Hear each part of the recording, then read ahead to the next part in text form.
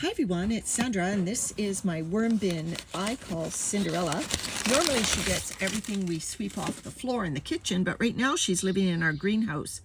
It's been 7 days and I need to check on this bin because the last time I fed worm chow all over the top and I buried it, just an accident I guess, because I added some leaf mold afterwards. And when worm chow was buried, it's obviously a high protein food. This actually was ground up popcorn, and that means the bacteria can build up and can start fermenting, and worms can get protein poisoning. So I want to go in here and make sure the worms are okay.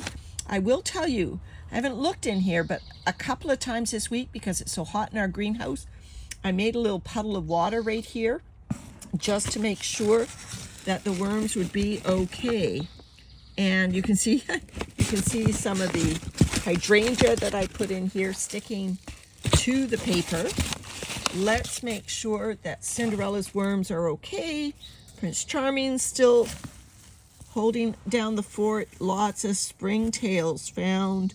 The worm chow, I think the worms did okay because there's a cocoon. Here's a cocoon all through the area where I had the worm chow. And I don't know whether you're seeing it, but I'm seeing lots of tails disappearing. So the worms are right up top where the worm chow was still. Ouch! 7 days later, that's obviously the straw. This is a piece of popcorn that didn't get ground up. This is not a cocoon. Don't get excited. All right. So the last time I noted that Cinderella's bedding was starting to build up a bit too deep. She isn't as large as Eat My Shorts and Peekaboo, my other two open tote worm bins. So I don't actually mind the bedding building up just from the sake of she's in the greenhouse and I don't want her to dry out. And having a little bit of mass here is going to safeguard against that. These are those flower stems that I gave her, a dry flower bouquet. So I don't actually mind the bedding building up a little bit, but I think what I'm going to do today is I'm going to start a gentle migration so that at some point that we move her to a cooler location for the summer. See, there's a cocoon, so I might as well put it in the migration area too. I'm going to start collecting things. Prince Charming, you need to go away for a minute. I'm going to start collecting things that will go in the migration zone. And all this dry carbon will go into the migration zone. Any big long flower stems, needles, even this piece of popcorn. So again, I'm just gently grabbing as I go, making a pile on top of this piece of brown paper, this grocery bag. And so I'll then do a total bin stir, kind of start your engines, get the worms to start migrating right from scratch, you know, so I'm not going to go and use the previous feeding zone or anything. I'm just going to loosely grab and then move this over here. Unfortunately, it's not an exactly flat grocery bag here. It's going to be a little bit difficult. And I'm going to grab, and obviously I'm going to set up the migration zone with the toilet paper in that area because I'm not expecting it to have disappeared yet. So again, grabbing the dry stuff from the top, probably more cocoons. In fact, I saw one go in there, and that's good because that means the baby worms will be born in the area where I want them to stay, not in the castings end, the more finished end. All right, so now that we've done that, we've got our pile that's going to form part of the migration. As I grab these big bits of carbon here, let's turn up the toilet paper and see how it is doing. I'll put the days of how many days the toilet paper has been in this bin on the screen so that we can see. If you have a roll of toilet paper that you've been carrying around in your camping kit and it looks a bit grungy and not fit for human use, or like us, I was cleaning up the bathroom and accidentally flooded a full roll of toilet paper, and you know, once it gets wet like that, it's not going to be useful. So it was thoroughly soaking wet when it went in this bin.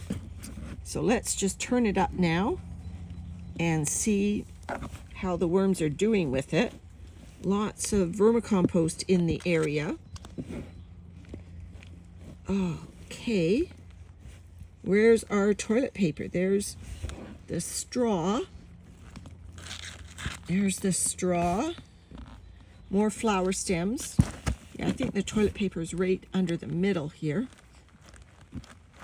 I'll pull it out and we'll all take a look at it. There it goes.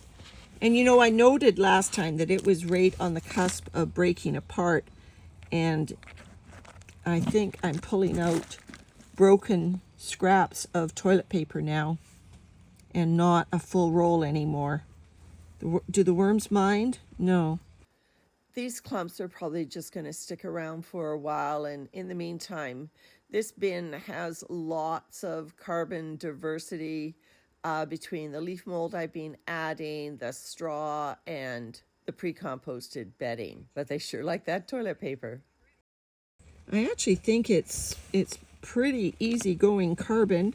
It's not on any of my common bedding lists that I sometimes post in my worm science videos, but it definitely goes, well, if not quickly because it's so dense, but certainly the worms really enjoy it. They really get into it. This is the straw that was hanging around still last time, and I am seeing some of it. I'm not going to be able to pull out all these individual pieces of straw, but bear with me. I could not dig up these compressed castings last time from the bottom, and I'm going to make sure I do this time because I do want to do a total bin stir. There we go. I'm getting up those compressed castings so that I can grab out the obvious big bits of carbon here and put them in a migration zone. Yeah, really not a lot of air down there. Oh, a little bit more toilet paper, but there definitely was moisture, and that is where the worms went because of this greenhouse heat. Yeah, I'm just on the bottom now. Wow. You can see how it's not muddy because of the heat. I think keeps the humidity in check in this bin, but it is definitely compressed, and that's okay. They are okay down there, but there. Okay, so I've dug up that. I've grabbed a few more pieces of carbon. And like I said, this is just a loose migration. You can see there's still a lot of carbon in this material because I fed that straw. But I've turned it all up now. And so what I'm going to do is I'm going to move this material aside to start my migration zone. Hold on to the bin so I don't pull it as I go. I might as well just leave that dry stuff right down there. It is tough to get in here. Like I said, this bin is getting too full for its own good. Okay, so this big carbon goes down. I'll just start grabbing this. And that's the toilet paper as well. Okay, Cinderella. Another haircut from Landon goes in. I will top up with this carbon. I am not adding new, well, I might add a handful of new carbon, but I'm not adding a lot. She's got enough to work through. This is a chunk of frozen but rapidly thawing food in these greenhouse temperatures. I'm trying to be like Noel from World Composting and break it apart. He's much stronger than I am. There, got some bits off it. The reason you want to break apart frozen food is not just because you're worried about worms coming across the frozen. Don't worry about that. They know better than to roam into frozen territory. But the reason you want to break it apart is otherwise you're going to leave a big, dense clump of food. I'll use both hands here.